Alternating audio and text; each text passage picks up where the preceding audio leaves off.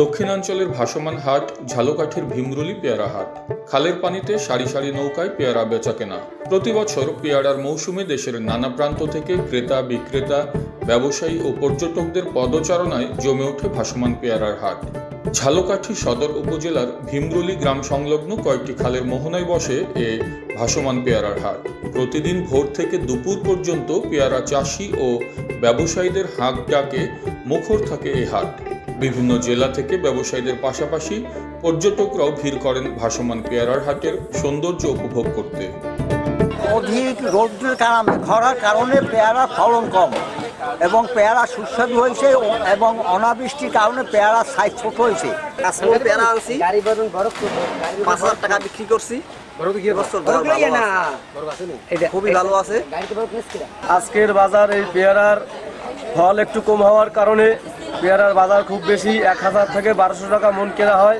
কেনার পরে আমাদের এই মালটা ঢাকায় একটু বাজার খারাপ, ঢাকায় 20 থেকে 22 টাকা কেজি বেছে। বাজারে ভাসমান বাজারের বয়সে পেয়ারার বাজারের বয়সে 100 বছর, কিন্তু এই ভাসমান যে এই জায়গায় টুরিস্ট আসে, এই টুরিস্ট আসে মনে করেন বছর বেশি হয়েছে, আর বেশি হয় না। এই যারা ঘুরতে আসে বাগানে নিয়ে যাই, নৌকা নিয়ে ঘুরাইয়া আনি, হ্যাঁ, আর পার্কেও নিয়ে যাই। টুরিস্ট সুন্দর মতো ঘুরে 300 টাকা ঘন্টা, আর টলার আছে 600। এখানে পাওয়া যাবে সরাসরি টলার, নৌকার অভাব নাই।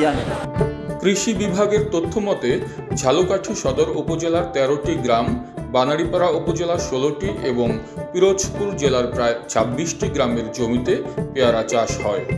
200 বছরের পুরনো এই হাট এখন আর শুধুই ফল বিক্রির জায়গা নয়, এটি জীবনের উৎসব।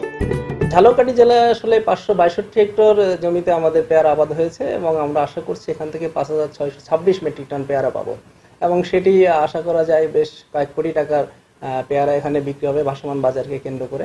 আমরা কৃষকদেরকে ক্লিন কাল্টিভেশন সহ অন্যান্য প্রযুক্তি সম্পর্কে জানাচ্ছি যাতে ভালো পেয়ারা উৎপাদন আরো ভালোভাবে করতে পারে এবং আমরা প্রসেসিং এর কথা চিন্তা করছি। আমাদের কিছু উদ্যোক্তা যারা পেয়ারা জেলি তৈরি করছে এবং জেলি তৈরি করে এটা মার্কেটিং এ করছে, আমরা তাদেরকে কারিগরি প্রশিক্ষণ দেওয়ার চেষ্টা করছি এবং এটাকে ভবিষ্যতে যেন ভালো একটি পর্যটন এরিয়া হিসেবে গড়ে তোলা যায় সেজন্য আমরা বিভিন্ন সংশ্লিষ্ট ডিপার্টমেন্ট সহ আমাদের মন্ত্রণালয়ের সাথে কথা বলছি।